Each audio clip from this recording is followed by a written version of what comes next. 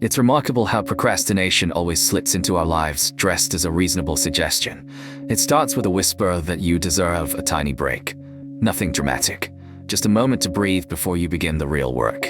And then, 2 hours later, you've alphabetized your kitchen cupboards, watched someone in Nebraska restore a vintage toaster, and become strangely invested in the online reviews for a chair you're not even planning to buy. Meanwhile, the thing you meant to do is sitting there like an abandoned houseplant, quietly dying in the corner. Today we're going to explore not just why we procrastinate, but how to gently outsmart ourselves. Not with harsh discipline or military-style schedules, because let's be honest, those usually last about 3 days before collapsing in a heap. Instead, we'll look at 5 parts of the procrastination puzzle and see how small tweaks can shift the whole thing. No judgment, no guilt, just a warm, curious look at the way our minds behave when confronted with tasks we'd rather pretend don't exist. Let's begin with the myth of laziness, because that one causes more unnecessary shame than anything else. People often describe themselves as lazy when they procrastinate, as if their inner motivation has wandered off on holiday without them. But psychologists point out that procrastination has very little to do with laziness and almost everything to do with emotion. When we put something off, it's usually because it stirs up discomfort. Maybe we're unsure how to start. Maybe we're afraid of doing it badly. Maybe it's just such a big task that our brain reacts like a toddler refusing to get into the bath. The trick here isn't to bully yourself into action, but to shrink the emotional weight of the task. Instead of tackling the whole mountain, you just nudge a tiny pebble. Tell yourself you're only working on it for 2 minutes. 2 minutes is harmless. Your brain won't panic.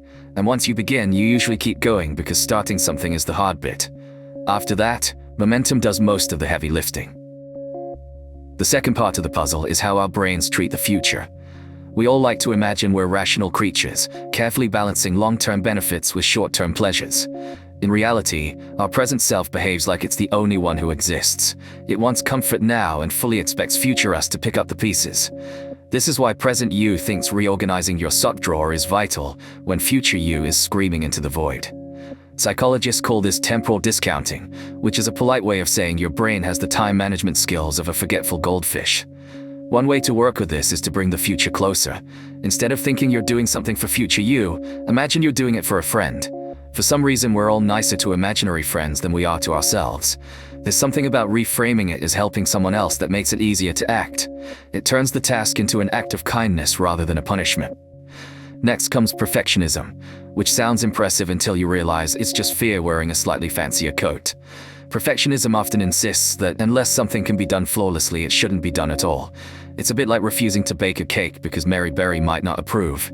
The problem is that perfectionism and procrastination get along far too well. They hold hands and skip off together, leaving you stuck. The way out is surprisingly simple.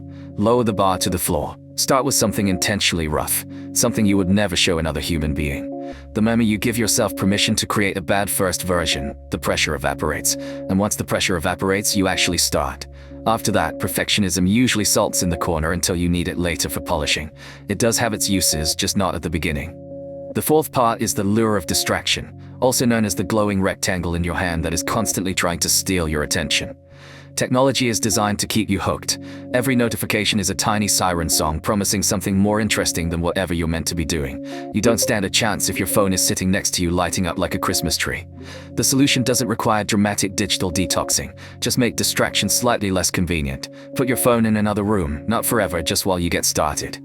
The aim isn't to create a perfect bubble of concentration. It's simply to remove the easiest escape route. When the distraction is a few steps away instead of right in your hand, your brain becomes surprisingly cooperative. It's amazing how often we stick with the task simply because going to fetch the phone feels like too much effort. Finally, there's mood and momentum. The way you feel physically and emotionally affects everything. If you're tired or stressed, even simple tasks feel like you're wading through porridge. It's no wonder your brain seeks comfort. But mood is strange. It often changes after you begin, not before. This is why starting something, even for the tiniest moment, can shift your whole state. Once you take that first micro-action, your brain adjusts. The fog clears a little. You feel a flicker of competence. And suddenly the task that felt impossible becomes merely annoying, which is a tremendous improvement. You don't need motivation to begin. Motivation shows up after you start, like a friend who always arrives late but still insists they were on time.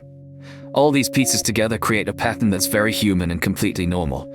We're not broken or weak. Our brains are simply trying to protect us from discomfort while also desperately wanting short-term pleasure. It's a messy arrangement, but understanding it helps soften the struggle. Once you see procrastination not as a character flaw but as a nervous system trying its best, you can approach it with more kindness and less self-scolding. And that's exactly what helps you take action. The key is never to aim for dramatic transformation. Just make tiny, almost laughably small moves. 2 minutes, a bad first draft, a phone placed slightly farther away, treating your future self like someone you actually like. These are not heroic acts, and yet they're the ones that work because they don't trigger the panic that big changes tend to create. They ease you gently into action instead of shoving you off a cliff and hoping you sprout wings.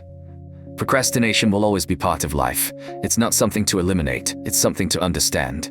Some days you'll be productive, some days you'll lie on the sofa watching videos of cats knocking over household objects. The aim isn't perfection, the aim is balance. A bit more doing, a bit less avoiding, and a lot more compassion for the complicated creature living inside your brain. And in the end, that's all we really need. Not a battle plan, not a self-help revolution, just a gentler way of being with ourselves that makes it slightly easier to start, slightly easier to continue, and far easier to forgive ourselves when we inevitably wander off to watch someone make a tiny replica of the Eiffel Tower out of jelly beans. If you've enjoyed our little wander through the strange psychology of procrastination, feel free to stick around and join me for more. You can subscribe if you like, or tap whatever button makes the algorithm send you back here again. No pressure. Think of it as another tiny 2-minute task.